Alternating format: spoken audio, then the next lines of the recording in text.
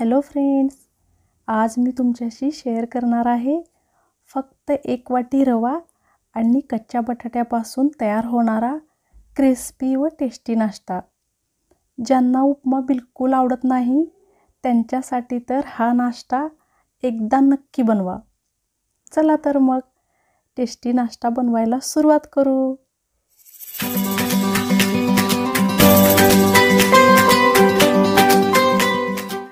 इथे मी हे 2 मध्यम आकारामधले बटाटे घेतलेले आहेत आणि याच्या साली काढून याला स्वच्छ धुवून घेतलेला आहे। तर हे बटाटे अगोदर किसून घ्यायचे आहेत।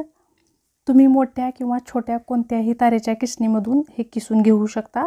बटाटा कच्चा आणि किसून घेतल्यामुळे या नाश्त्याला एक छानशी टेस्ट तर येतेच, पण नाश्ता क्रिस्पी पण होतो। हे बटाटे किसून घेतल्यानंतर याला 2 पाण्यामधून स्वच्छ धुवून घ्यायचं आहे। याचे सर्व स्टार्च काढून घ्यायचे आहेत। इथे दुसऱ्या साईडला मी गॅसवरती कढई गरम करायला ठेवलेली आहे आणि 2 चम्मच तेल घेतलेलं आहे। तेल गरम झाल्यानंतर त्यामध्ये 1 चम्मच जिरे आणि 2 चम्मच पांढरे तीळ टाकायचे आहेत आणि ते छान परतून घ्यायचं आहे। मग त्यामध्येच लसूण, अद्रक, हिरवी मिरची आणि कढीपत्त्याची मिक्सरमधून वाटलेली पेस्ट टाकायची आहे आणि 1 चम्मच चिली फ्लेक्स घ्यायचे आहेत आणि 1 चम्मच मीठ घेऊन याला चांगलं मिक्स करून मग यामध्ये 2 वाटी पाणी टाकायचं आहे आणि याला छान उकळी येऊ द्यायची आहे। याला एक वेळेस मिक्स करायचं आणि यामध्ये आपल्या आवडीनुसार थोडीशी कट केलेली कोथिंबीर टाकायची आहे। या ठिकाणी गॅसची फ्लेम मोठी ठेवायची आहे आणि हे सर्व चांगल्या पद्धतीने मिक्स करायचं। मग त्यामध्ये हे किसून घेतलेले बटाटे टाकायचे व त्यामधील सर्व पाणी दोन्ही हातांनी दाबून कोरडं करायचं आहे। मग त्यानंतर याला या फोडणीमध्ये टाकून एक वेळेस मिक्स करून घ्यायचं। चांगली उकळी येऊ द्यायची आहे। मग त्यानंतर यामध्ये हा रवा टाकायचा आहे। इथे रवा तुम्ही जाड किंवा मग बारीक कोणता पण घेऊ शकता। थोडा थोडा करून रवा टाकून याला चांगलं मिक्स करून घ्यायचं आहे, जेणेकरून याच्या गाठी किंवा मग गुठळ्या नाही होणार। आणि मग त्यानंतर यामध्ये 1 चम्मच बेसन पीठ टाकायचं आहे। बेसन पिठामुळे या नाश्त्याला एक छानशी बाइंडिंग येते आणि हे परत एक वेळेस चांगल्या पद्धतीने मिक्स करायचं आहे आणि या ठिकाणी गॅसची फ्लेम ही मीडियम ठेवायची आहे आणि जोपर्यंत यामधलं पूर्ण पाणी सुकत नाही तोपर्यंत याला चांगलं हलवून घ्यायचं आहे।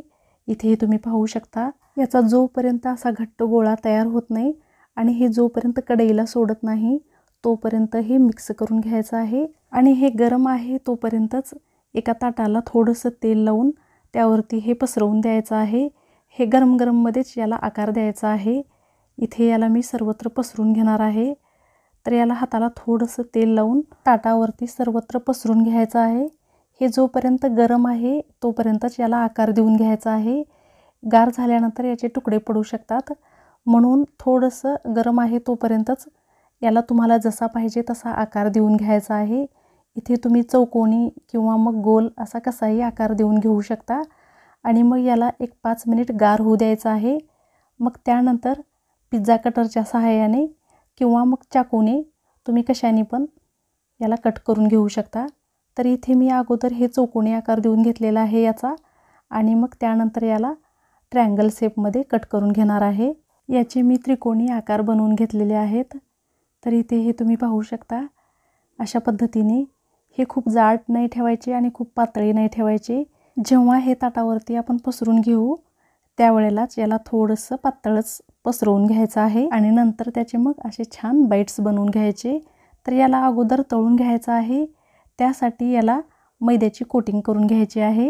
हे 3 चम्मच मी मैदा घेतलेला आहे आणि त्यामध्ये 1 चम्मच तीळ घेतलेला आहे आणि थोडीशी कोथिंबीर घेतलेली आहे आणि अर्धा चम्मच मीठ घेतलेलं आहे। तर हे चांगलं मिक्स करून यामध्ये थोडंसं करून पाणी टाकायचं आहे आणि याचे एक छान बॅटर बनवायचं आहे। हे बॅटर खूप घट्ट आणि खूप पातळ पण नाही बनवायचं आणि त्यामध्येच 1 चम्मच चिली फ्लेक्स टाकायचा आहे आणि हे चांगलं मिक्स करून झाल्यानंतर ह्या जे आपण ट्रायंगल आकारामधले याच्या छोट्या छोट्या बाईट्स बनवलेले आहे त्या बाईट्स या बॅटरमध्ये बुडवायच्या आहेत चांगल्या पद्धतीने आणि मग या तेलामध्ये तळून घ्यायच्या आहेत। तर इथे मी कढई गरम करायला ठेवलेली आहे आणि मग त्यामध्ये हे बाईट्स फ्राय होतील अशा पद्धतीने तेल टाकलेलं आहे आणि हे तेल गरम झाल्यानंतर हे कढईमध्ये जितके बसतील त्या हिशोबाने 2, 3 किंवा मग 4 अशा पद्धतीने एकत्र टाकून द्यायचे आहेत आणि याचा छान सोनेरी कलर होईपर्यंत याला दोन्ही साईडनी चांगल्या पद्धतीने फ्राय करून घ्यायचा आहे। इथे हे बाईट्स तुम्ही शॅलो फ्राय पण करून घेऊ शकता। असे फ्राय केले तरी पण छान लागतात आणि शॅलो फ्राय जरी केले तरी पण छान लागतील। तर हे सर्व बाईट्स अशा पद्धतीने तळून घ्यायचे आहेत। हे वरून क्रिस्पी होण्यासाठी याला मी मैद्याची कोटिंग देऊन घेतलेली आहे। तर इथे तुम्ही कॉर्नफ्लॉवरची पण याला कोटिंग देऊ शकता। तर हे अशा पद्धतीने सर्व बाईट्स वरतून एकदम क्रिस्पी आणि आतून एकदम सॉफ्ट असे खायला एकदम टेस्टी लागतात।